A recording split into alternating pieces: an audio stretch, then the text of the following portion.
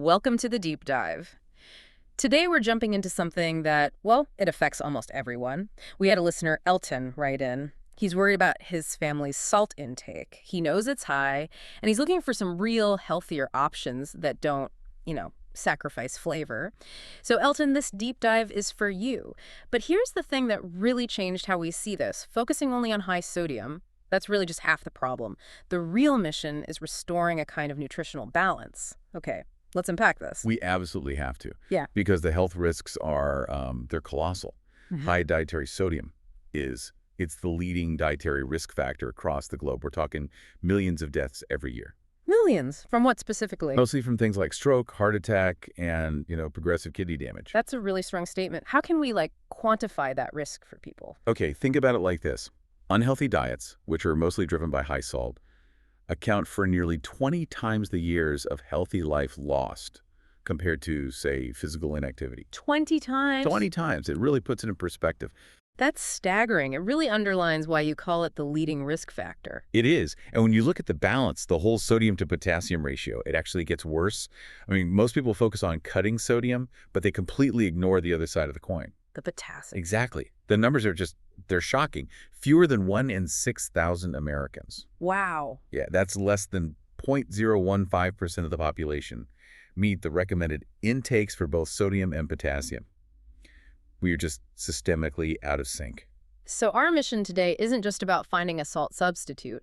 It's about looking at all the options, from simple dietary changes to specific products to get that balance back. Precisely.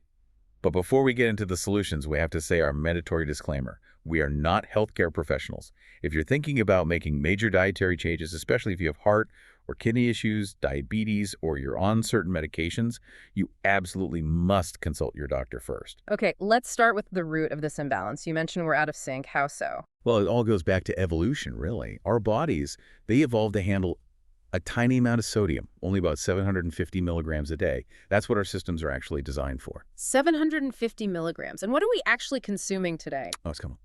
It's multiples of that. Most Americans consume 4 times that amount, sometimes even more.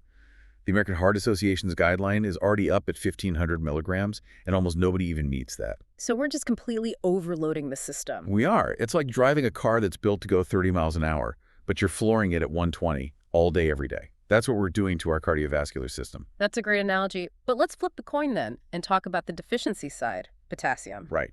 While we're flooding our systems with sodium, we are starving them of potassium. If you look at the diets our ancestors ate, mostly plant-based, they were getting huge amounts of potassium, over 10,000 milligrams daily. 10,000. And today? Today, it's a complete reversal. Less than 2% of U.S. adults get the recommended minimum, which is 4,700 milligrams. Yeah.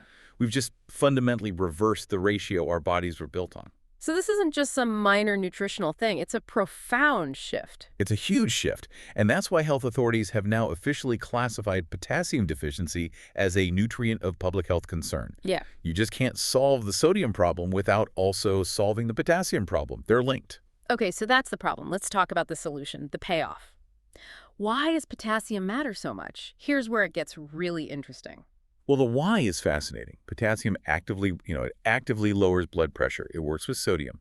Sodium pulls water into your cells, which raises blood pressure. Potassium does the opposite. It counteracts it? It counteracts it. And, more importantly, it signals your kidneys to get rid of excess sodium. If you're low on potassium, your kidneys just hold on to sodium. When you get enough potassium, you're basically giving your kidneys the green light to flush the system. Just helping your kidneys do their job better. It suddenly sounds so much more solvable. What kind of hard evidence do we have on this? The evidence is really powerful. So for stroke risk, a huge meta-analysis of studies showed that just getting 1,600 milligrams more potassium a day was linked to a 21% lower risk of stroke. 21%, just from starting to close that potassium gap. Exactly. And the benefits are widespread, but they're especially big in older adults or people who already have high blood pressure. And what about overall mortality? You touched on a study about life expectancy. Oh, that trial was just profound. All the participants did was use a 50-50 blend of potassium chloride and regular salt at home. So half and half. Just half and half. And the results were dramatic. That one simple swap cut the risk of dying from cardiovascular disease by about 40% over 5 years. 40%? That's incredible. From just changing your salt shaker. It's a life-changing data. The researchers calculated that for someone aged 70, the difference in life expectancy was equivalent to what would naturally happen over 14 years. So it basically made them 14 years younger in terms of their risk of death. In terms of their risk of death, yes. It's a stunning result. Okay, so for Elton and his family, the first and most obvious strategy has to be getting that potassium from whole foods. Absolutely. The most effective way to do it is with plants. We're really just talking about getting back to a diet that's closer to what our bodies are meant to handle. But we do need to bust that big myth about bananas. Right, the banana myth. Yeah, everyone thinks bananas, they're fine, but they're not potassium powerhouses. To hit that 4,700 milligram target, the average person would need to eat like 5 more bananas worth of potassium a day. They don't even make the top 50 sources. So we need to focus on the real heavy hitters. Where should Elton's family start? Start with legumes. They are excellent and they're cheap. I'm talking about lentils and beans. They are potassium bombs. A single cup of cooked lentils gives you a massive dose, and you can add them to almost anything, soups, stews. Legumes are easy. What about greens? Dark, leafy greens. Things spinach and arugula, they're fantastic. You can wilt a huge amount of spinach into scrambled eggs or a pasta sauce, and you hardly even notice it's there. And what about some other sources people might not think of? Well, don't forget healthy fats and starchy vegetables. Avocados are exceptional, not just for potassium, but for healthy fats too. And swapping white potatoes for sweet potatoes is another really effective change. So instead of salty French fries, maybe air-fried sweet potato wedges with some spices. Exactly. Season them with chili powder or cumin. You get that savory, satisfying side dish without the huge sodium hit. Plus, a diet with whole grains, nuts, and seeds also adds a lot of potassium and fiber. Okay, so that's the food strategy. But there's also a more direct tactical approach, right? The salt substitute. Yes, and this is where potassium chloride comes in. It gives you that salty taste you want, but it directly replaces sodium chloride. So you're cutting sodium and boosting potassium at the same time.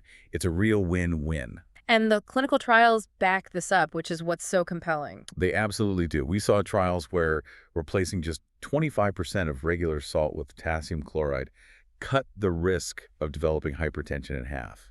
And often people couldn't even taste the difference. A 25% change for a 50% risk reduction, that's a good trade. That's a fantastic trade. So for listeners looking for these products, what should they look for on the shelf? There are basically 2 types, right? That's right.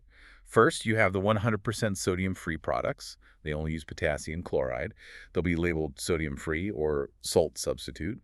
Brands like NoSalt, NoSalt, Original, and the Morton salt substitute fall into this category. And what about the second category, the blends? The blends are really popular because, for some people, the 100% potassium chloride can have a bit of a metallic or bitter aftertaste. So the blends keep some sodium in there to smooth out the flavor. So you still get a big reduction, but maybe it's more palatable for some? Exactly. A great example is low salt. It's typically about 2/3 potassium chloride and 1/3 sodium chloride. So you're still getting a huge sodium reduction and all that extra potassium. But before anyone runs out to buy these, we have to repeat that safety warning. Yes, this is critical. For most healthy people, your kidneys just flush out any excess potassium. It's not a problem.